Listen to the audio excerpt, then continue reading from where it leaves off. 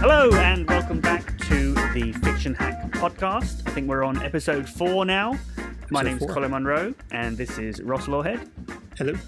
How are you doing? Doing well. I'm looking forward to this episode because I love something that you hate. And that's going to make for some great content.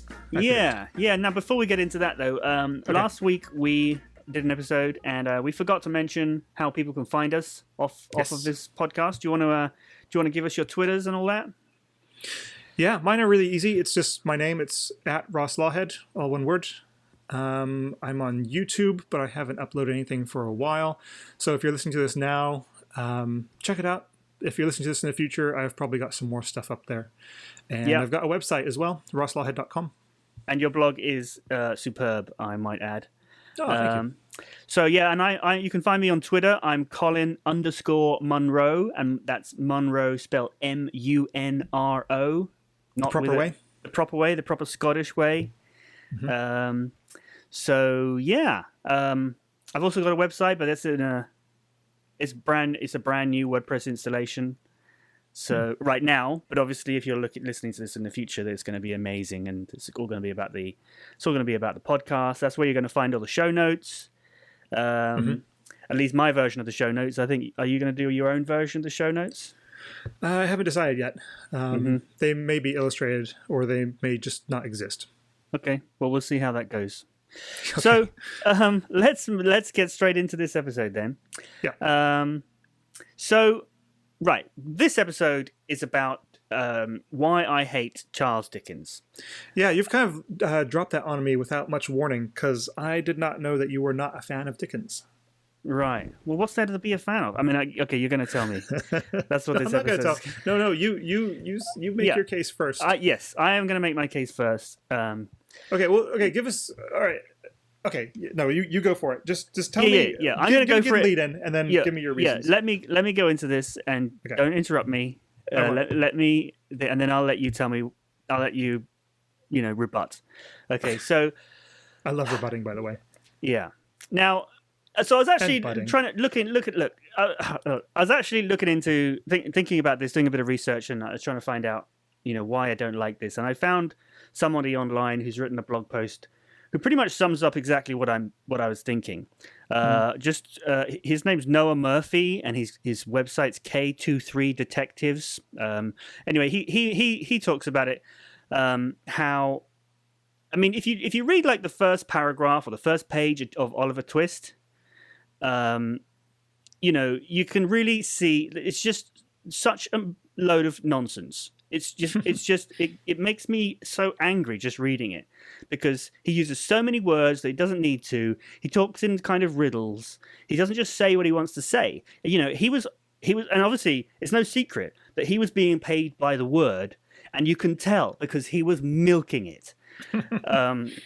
Now, I think what is going to be an interesting thing in this episode is also the concept that he talks about in his blog post of Chekhov's gun.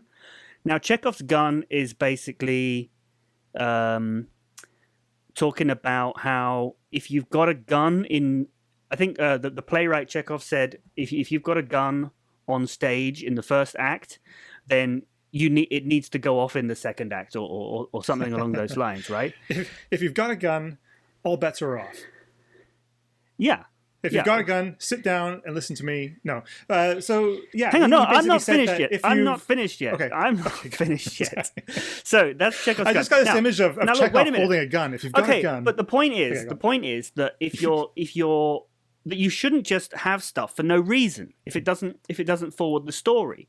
Now, I know there's a lot of debate about this whole issue, and I'm not completely on the side of saying you shouldn't have stuff for no reason, because I remember listening to a Quentin Tarantino interview few years ago where he was saying that's absolute nonsense, you know, because if you look at Reservoir Dogs, there's that scene at the beginning where they're all just talking and Mr. Pink says he doesn't tip and all that stuff, you know, and none of that's got anything to do with the story. The first like 15-20 minutes doesn't have anything to do with the overall plot, but it's all about character. It's all about establishing the characters. So I agree with Quentin Tarantino there that you can have stuff that doesn't forward the story, but it has to be there for a reason. And if, you know, that reason's got to be it can be just to make your character, to tell you more about your characters. Yeah, well, which is an aim in and of itself. It's not right. So with aim, that in mind, with those two things in mind, I'm going to read the first paragraph of Oliver Twist. Ooh, I'm going to enjoy this. Okay, and you'll see exactly what I'm talking about. So, among other public buildings in a certain town, which for many reasons it will be prudent to refrain from mentioning, and to which I will assign no fictitious name, there is one anciently common to most towns, great or small, to wit, a workhouse.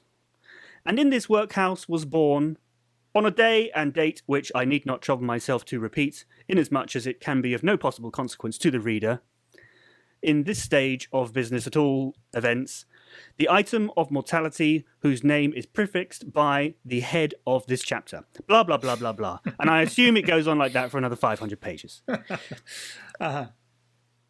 So, basically, and this is something that Noah mentioned in his blog post. He basically translates that into normal, efficient English, saying, among other nameless buildings in a nameless town, there was a workhouse, and in this workhouse a boy was born called Oliver. That's basically what he could have said. It would have been much more efficient. None of this nonsense, drivel. It gives me a headache. Or even just Oliver was born in a workhouse. Whatever, yeah. Basically, there's loads of ways of doing it better than what Dickens does. Okay. And that's my point. I rest my case. I don't think we need to say any more. See you next week. Okay, so that's your entire case. Pretty much. Wow. Okay. I was expecting more. So, because there's a lot more criticisms of Dickens. Okay. Have you read it? What else could I have said? Well, have you read an entire book, or have you seen a televisual or filmic adaptation of any of them? I saw the Muppets one. Muppets one is good. Yeah, I like Christmas the Muppets Carol. one. Yeah, that's up there for me. Uh-huh. Well, no, but, why should I? He ruined it for me. I gave him a chance. I read the first page of Oliver. I'm not reading any more of that crap. No, I get that. I'm just trying to find out the scope here of what we're dealing with, because with Oliver Twist, there's the constant criticism that everything is so coincidental at the end. He just happens to come across this. They just happen to burgle. What does happen in Oliver Twist? They just happen to fall in with a crowd who burgles the house of the man whose daughter is his mother, and it all comes kind of around in such a roundabout fashion.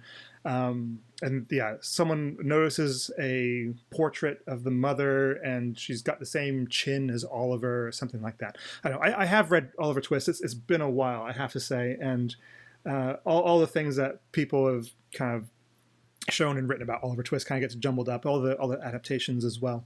Yeah. Because I am a fan of Dickens, and he does do that. Of course, he's overwritten. I think everyone would agree on that to a degree. Because of the whole pay by the word thing. Well, people make a lot about that, but what writer isn't paid by the word? Well, we all are to a degree. No, you're not, because you could write a novel that's 300 pages, or you could write a novel that's 800 pages. Mm-hmm. And it can be the same story, and the 800 pages just padded out with a load of nonsense, like Dickens. Sure. No, I'm not defending him on that count. But again, it's all about where you draw the line. And Dickens is certainly very florid. And I think this is kind of what I was saying earlier, is that even though every word that he's got doesn't have direct influence on the plot or even on the character, a lot of it will be there to develop a mood of a piece. Although, just a mood of boredom. Just hearing you read that, it's pretty insupportable. And we got to keep in mind that this was actually Dickens' second book that he wrote, and he was still kind of finding his feet. He does better towards the end, I feel. Okay. But even then, I do remember. Because I first read Our Mutual Friend in English class when I was, about 15, 16. And he we all got a huge headache about this character called Twemlow, about whether this was actually a person he was describing or a piece of furniture. It turned out it was a person, but he kept talking about it in furniture terms, and at no point did he actually kind of close off the metaphor and say, "Oh no, this is actually a person we're talking about." He just kind of left it hanging there. So this is the first Dickens that we're kind of thrown at, and we honestly couldn't understand if this was an actual character or not. So yeah, I mean there are lots, and again the coincidences keep coming through. Dickens was someone who would write very intuitively. He would often get into a bit of a bind with the resolution of his stories, and he would need to kind of agonize at length about how he was going to resolve all these different characters, how he's going to bring it back together. And Our Mutual Friend is an interesting one. G.K. Chesterton, who I love a lot, and who loved Dickens a lot, said that Our Mutual Friend was is a book that everyone can't wait to finish. Even Dickens himself couldn't wait to finish it. But it is kind of one of the longer ones as well. And you get the feeling that he was quite rushed at the end, even at that. So I hear what you're saying about overwriting, and I can't defend that. And if that is something that you just can't get past, then I would say that you don't have to read a Dickens book at all your entire life. But it kind of bums me out to say that, because the things that Dickens does so well, and the reason that we still read him today and still he gets adapted, what of his books has not been made into a movie or a TV series or a radio drama or something like that? The reason that we still go to him today is just that he grabs you. I was thinking about this just in the last week when you announced what this topic was going to be, is I can't think of another writer, I should say, who has made me cry as often as Dickens has. And it hasn't been every book, and I'm not a crier by nature, but there have been some books that have just devastated me just in the middle of it. It's not the resolution of it, it's not how everything comes together, it's so beautiful, but just the way that he portrays the human condition as being something that's at the same time flawed and noble and strong and weak and admirable and despicable. It's like no one else. And it's not just because he's a product of his time. It's not just because of the getting paid by the word, because there were other writers that were doing that. Anthony Trollope is infinitely more readable. I like him a lot. I love his plots are very good. His characters are fantastic.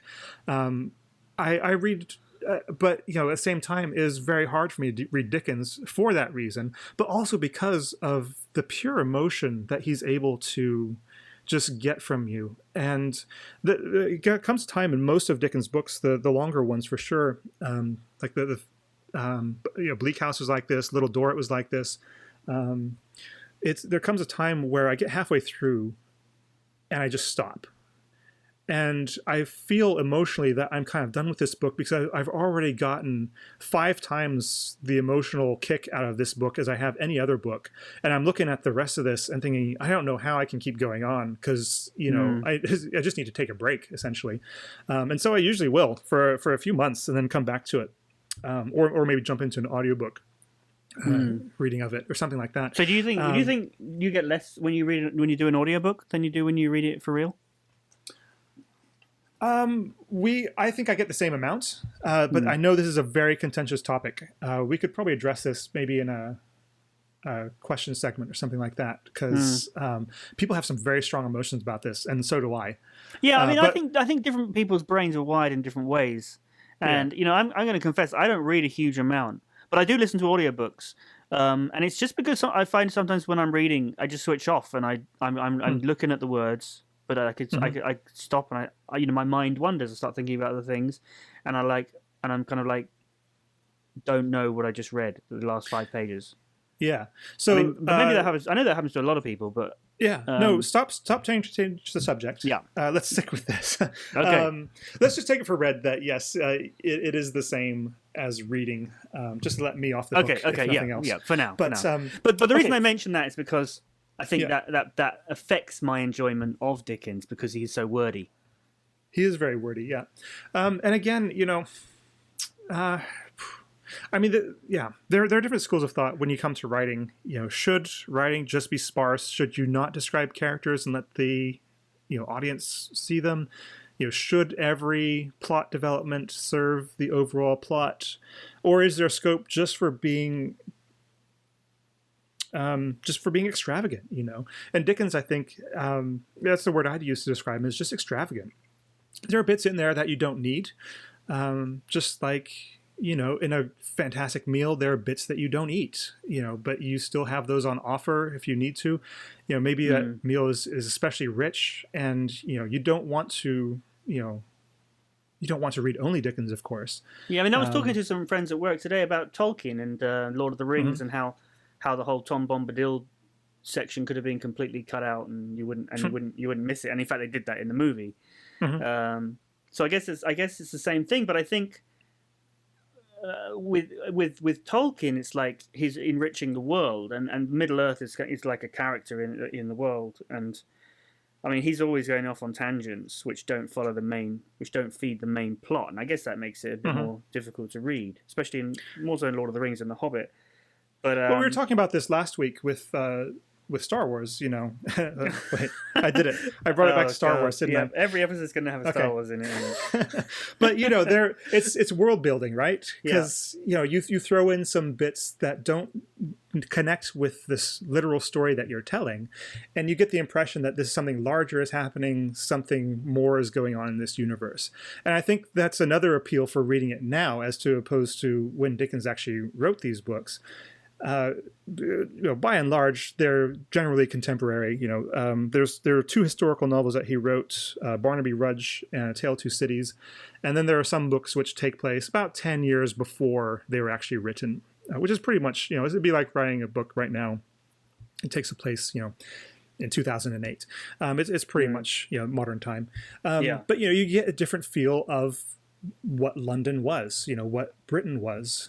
In that time, 1860, 1870, whenever.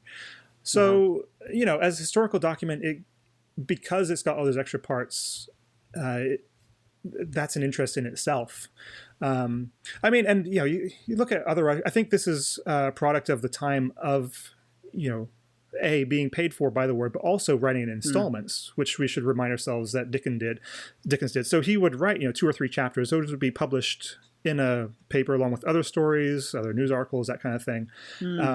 So it's like, writing episodes of a television series. Yeah, I was going to say, it's like the one we talked about last time. Yeah. So he'd actually get feedback from his audience on the first few chapters. Colin, more than that, few chapters there was, I think was it The Old Curiosity Shop, or one of his books, he overheard a couple of women ahead of him in the queue, probably in the post office or something, talking about his book and saying, "Oh, I wonder how it's going to wrap up. I wonder what's going to happen to this character. I wonder what's going to happen to this character." And then he reports thinking, "Oh yes, I should probably figure that out, because it's going to end pretty soon." So he was very much seat of the pants. And a lot of the great novels of that time were written that way, not just in Britain but in France. Alexandre Dumas, he was writing, Three Musketeers in installments. Eugene Sue was writing The Wandering Jew in installments, which is very popular, which we've all forgotten about now. Les Miserables, that was written in installments. And I would say that Victor Hugo in Les Miserables takes way wilder flights of fancy than Dickens ever did. There are some bits which have now been appendicized with Les Miserables. If you get the unabridged edition, they just stick them at the back because they've got absolutely nothing to do with the story about life in a convent in this place. At one point, he just goes into the Battle of Waterloo, and then at the end, you figure out how that ties in. But I still think that was pretty self-indulgent. Victor Hugo would just write an essay about something, historical even, and it wouldn't really kind of feed into the story at all. Again, I think that's a little bit unforgivable. Well, I didn't say it was just Dickens I dislike. Cardinal. No, I'm getting that sense. But I mean, that's a cardinal sin right now, but it was not back then, because these were learned men. They were writing to an audience which was not 100% literate. These would be read out kind of to the family. So if there was one literate family member, they would, these stories would be disseminated to a more illiterate population. And again, you know, I think an attraction to them would have been a more poetic type of writing. So I think there was a market for that. I mean, this is the thing people say about Shakespeare, is that actually, you know, he wasn't. He's seen as highbrow now, but back in his day, he was, you know, the naff soap opera of his time. Yeah, I think that's kind of bollocks. Really? When you look at, I know that when you look like, at, it would have been like a week's work salary to go and see one of his plays or something. So it wasn't cheap for them, but it was for that audience.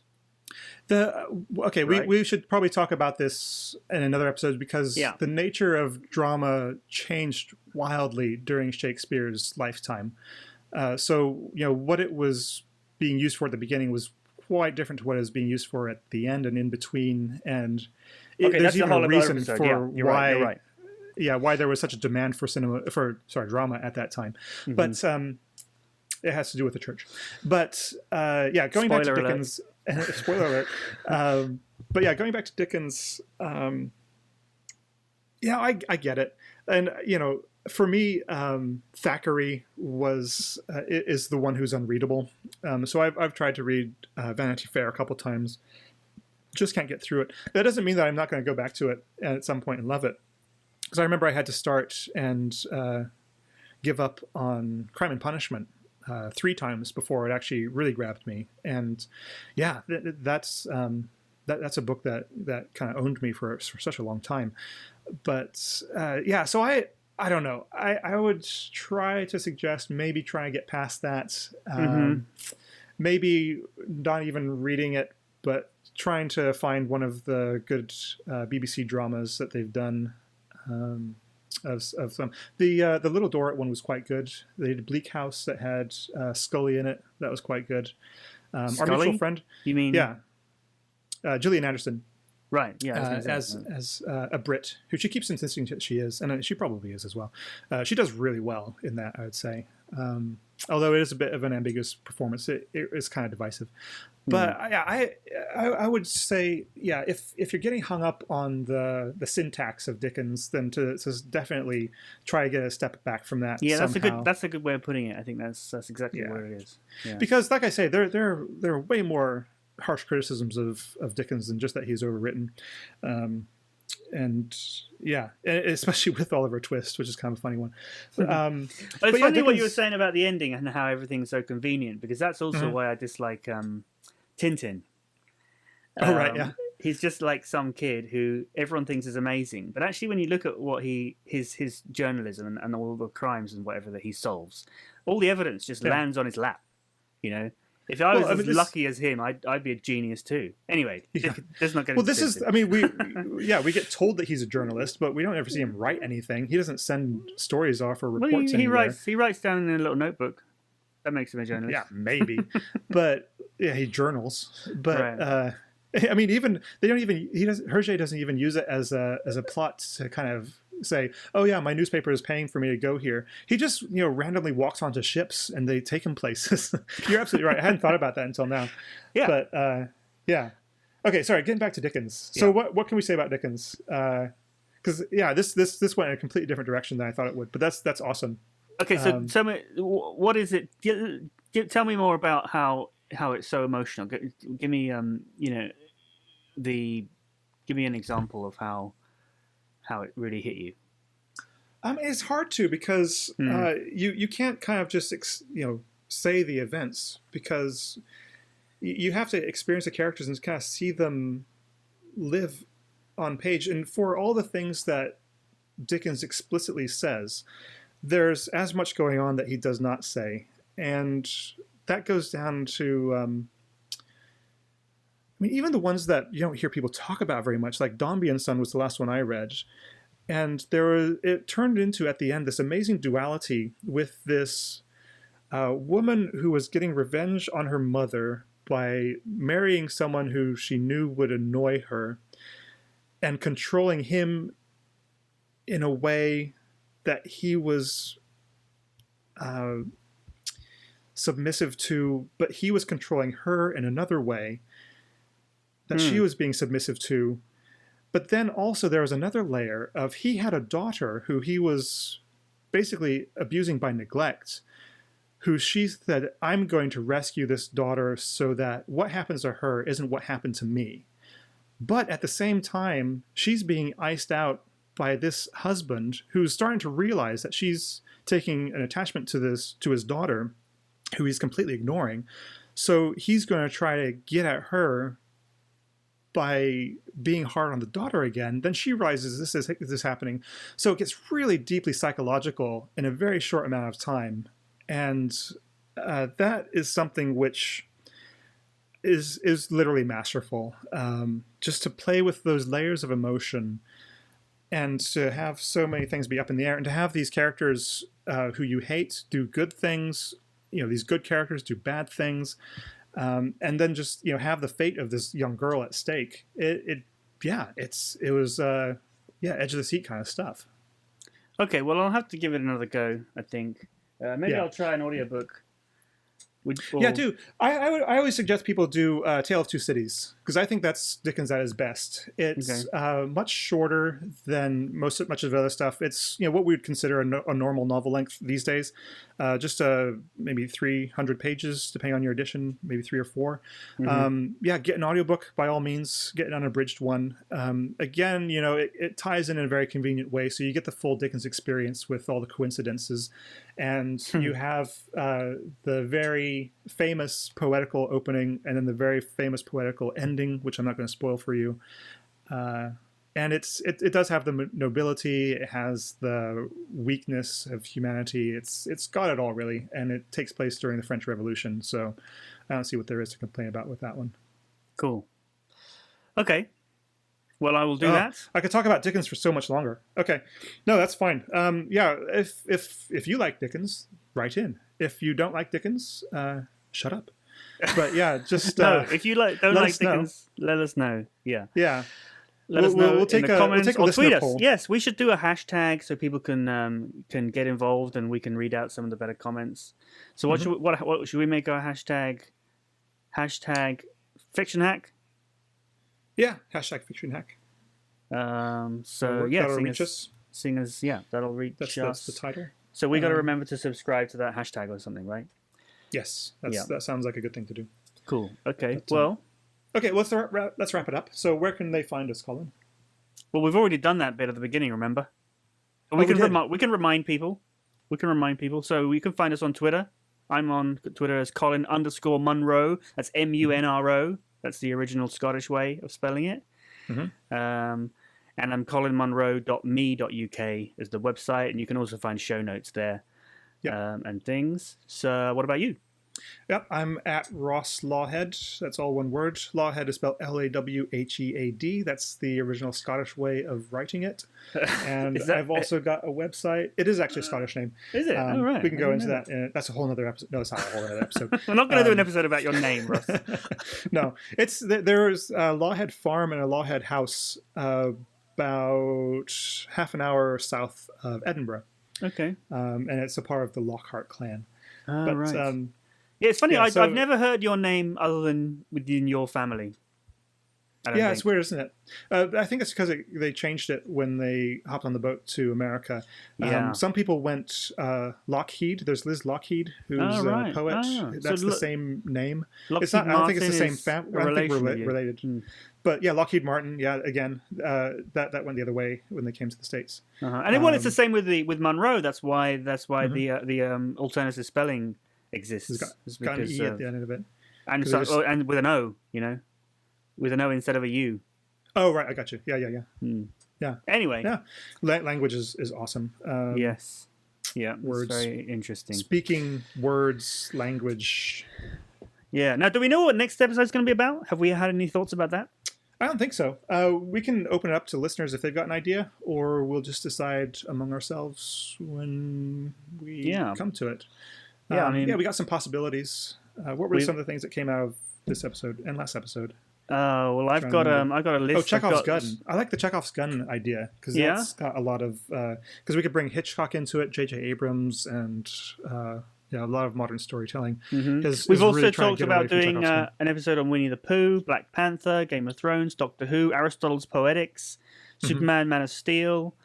There's all sorts of things. If any of those sound interesting to you, listeners, then give us a hashtag and let us know. Maybe you can do a poll.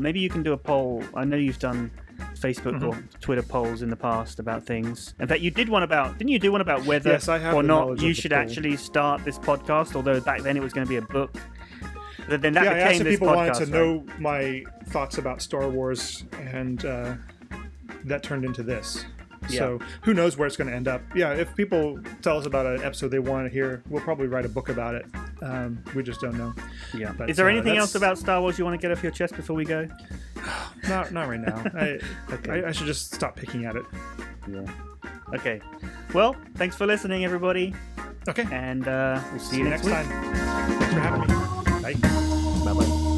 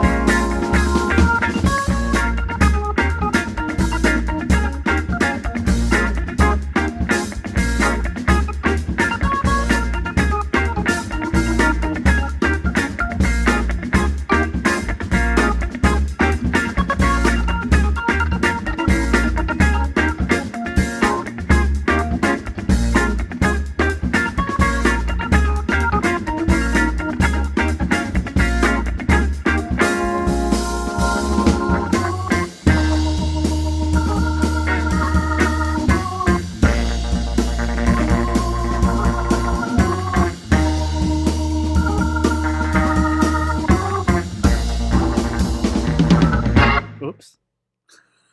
I just hung up on him and I meant to stop the recording.